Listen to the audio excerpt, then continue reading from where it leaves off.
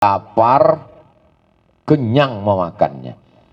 Jadi di antara pekerjaan mereka mengapa disebut jahiliyah adalah dibuatnya patung itu dari tepung gandum, disembah, ketika lapar dicuilnya Tuhan itu dimakannya. Ada kelompok yang begitu serius. Lalu kemudian ada juga kelompok yang begitu serius untuk menunjukkan kebatilan Lata, Uzza, Manat, Hubal, Jibti, Taghut, Naham itu. Maka lahirlah seorang yang luar biasa dan bukan orang Arab, namanya Suhaib Ar-Rumi. Rumi di ujung namanya menunjukkan dia Rum, orang Romawi.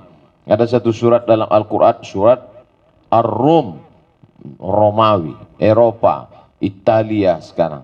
Maka disitulah menunjukkan ada Islam rahmatan lil alamin, bukan lil arabiyin, untuk orang Arab, tidak, lil alamin. Di antaranya adalah Suhaib Ar-Rumi. Maka dia tinggalkan semua usahanya yang ada di kota Makkah Al-Mukarramah demi untuk ikut hijrah bersama Nabi Muhammad sallallahu alaihi wasallam. Ada, selalu ada komunitas itu. Lalu kemudian ada lagi namanya Abdurrahman ibnu Auf. Satu geng dengan Suhaib Ar-Rumi. Pindah juga meninggalkan harta bendanya. Jadi kalau ada sekelompok orang yang dengan ketulusannya untuk menggunakan hartanya untuk Lata, Uzza, Manat, Hubal, Jibti, Taghut, Naham, maka akan ada juga sekelompok manusia yang menghabiskan hartanya untuk agama Allah SWT. Tinggal kita mau ikut geng Lata, Uzza atau Abdurrahman bin Auf dengan Sa'ad bin Rabi', dengan Utsman bin Affan, dengan Suhaib Ar-Rumi. Insyaallah Propas masuk dalam kelompok ini insyaallah.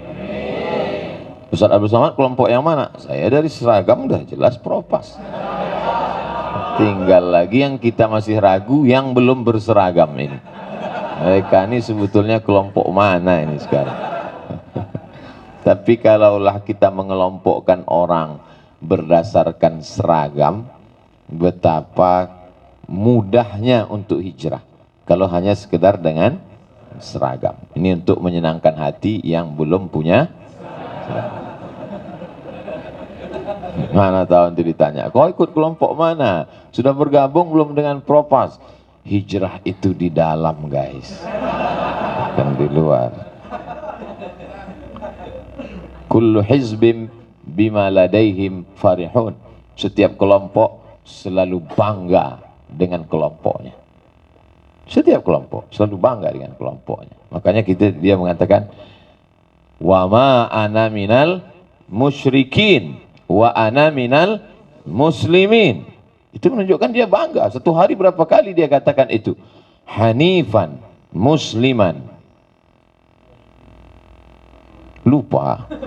Iftitah yang tiap hari kita baca. Inna salati wa nusuki wa mahyaya wa mamati lillahi la syarika lahu wa bidzalika umirtu wa ana minal muslimin. Jadi kalau ada orang berbuat amal kebaikan lalu dia tidak pede dengan kebaikannya, kabarnya ente udah gabung dengan Propas ya? Enggak, sekali-sekali aja. Propagator amal soleh kok malu. Terus yang seringnya kemana? Masih sering memprovokasi teman-teman untuk dugem, untuk menghapuskan dosa itu sekali-sekali ke Propas.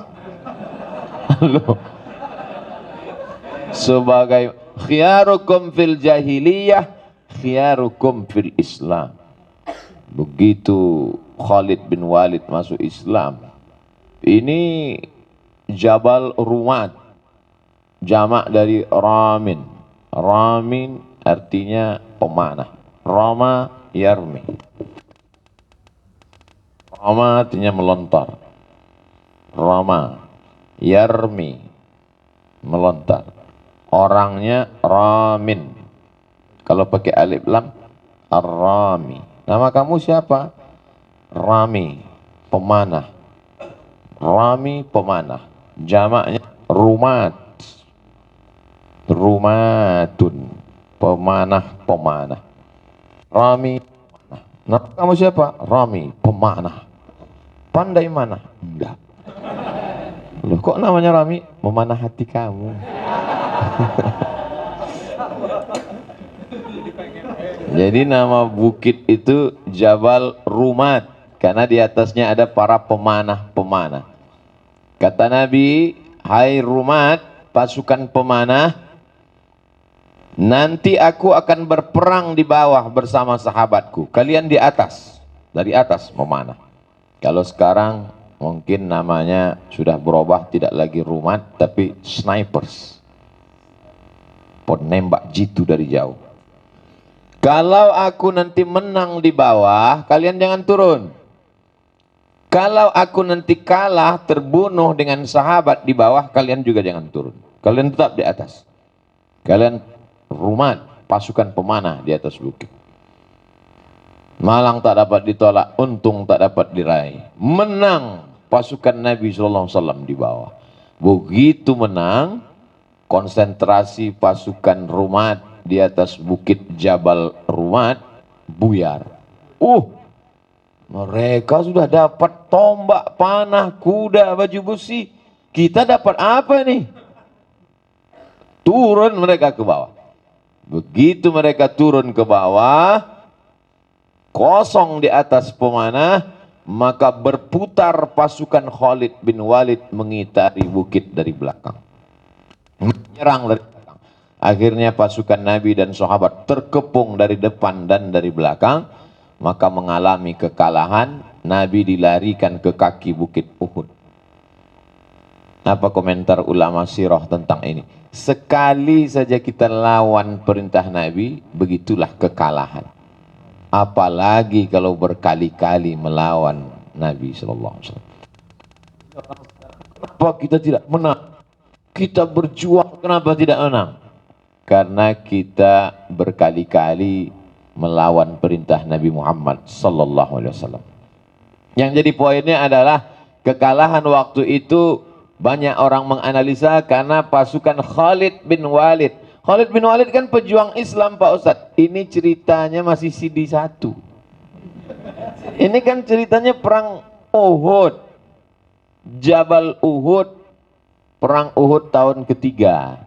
Tahun kedua perang Badar. Tahun ketiga perang Uhud. Lalu kemudian tahun-tahun berikutnya Allah berikan hidayah Khalid bin Walid masuk Islam. Makanya apa kata Nabi? Khiyarukum fil jahiliyah, khiyarukum fil Islam. Ketika pada zaman jahiliyah, dialah jenderalnya. Di zaman jahiliyah, dialah panglima perangnya. Di zaman jahiliyah, dialah provokatornya. Tapi setelah Islam, dia juga yang bersemangat. Jadi yang dulu selalu memprovokator kawan-kawan, ayo mabuk, ayo sakau, ayo dugem, ayo pesta zina, mohon maaf, ayo. Jangan setelah hijrah malah di masjid zikir aja. Pas diajak, ayo ngumpul beras, serahkan pada Allah. Ini bukan khiyarukum fil jahiliyah, khiyarukum fil Islam.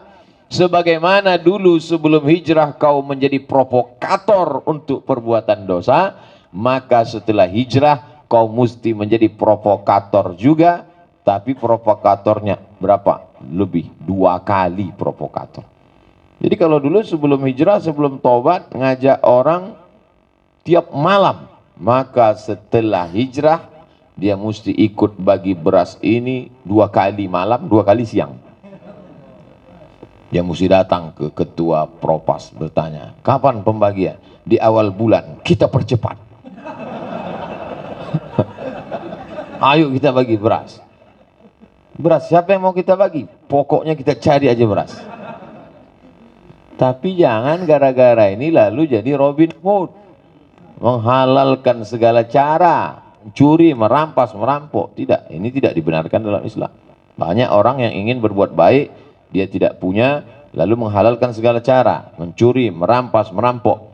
Innallaha thayyibun, Allah maha suci, la yaqbalu illa thayyiban. Allah tidak menerima kecuali yang suci-suci juga. Wa anfiqu, berinfaklah, min thayyibat, yang baik-baik. Saya tidak ingin pula nanti muncul setelah datang provokator amal soleh, muncul lain-lain terinspirasi Robin Hood syariah. Ini tidak betul. Kita tetap niatnya baik, amalnya juga baik. Masalah menggunakan istilah yang kurang baik bisa dilegitimasi dengan tanda kutip. Provokator tanda kutip. Tapi lah kelamaan kalau sudah disosialisasikan nanti orang menjadi faham dan mengerti. Saya pun awal-awalnya terkejut. Ustadz, kita propos. Hah? Propas, oh propas. Apa itu? Provokator. Jelek itu, negatif. Tapi ini amal soleh. Oh baik. Ternyata biarlah awalnya jelek, yang penting ujungnya husnul khotimah. Provokator. Siapa ini? Negatif. Amal soleh. Oh. Tidak selamanya orang baik. Mantan preman, nggak apa-apa. Mantan pecandu narkoba, oke. Mantan pengguna macam-macam perbuatan maksiat. Siapa yang tidak buat dosa di dunia ini? Siapa yang tak pernah berdosa? Saya nggak pernah buat dosa, Pak Ustadz. Justru waktu kamu bilang nggak berdosa, itulah dosamu. Saya nggak pernah pacaran, saya nggak pernah pakai narkoba, saya nggak pernah minum, saya nggak pernah sakau, saya nggak pernah buat zina. Dosa saya apa? Waktu kamu nanya dosa saya apa tuh, itulah dosamu yang pertama. Apa dosanya? Merasa diri tidak berdosa adalah dosa. Oh, banyak orang menganggap bahwa dosa itu yang zohir, yang kelihatan saja. Padahal dosa yang tidak kelihatan lebih banyak. Saya mau seperti Ustaz Abdul Somad, nggak ada dosanya. Duduk di atas kursi, di depan orang yang lebih tua, lebih tawadu, lebih bersih hatinya, sudah taubat nasuha, merasa diri lebih mulia, dosa. Jadi kalau gitu Ustaz berdosa, berdosa karena merasa diri lebih mulia. Tapi yang lebih berdosa yang menyediakan kursi.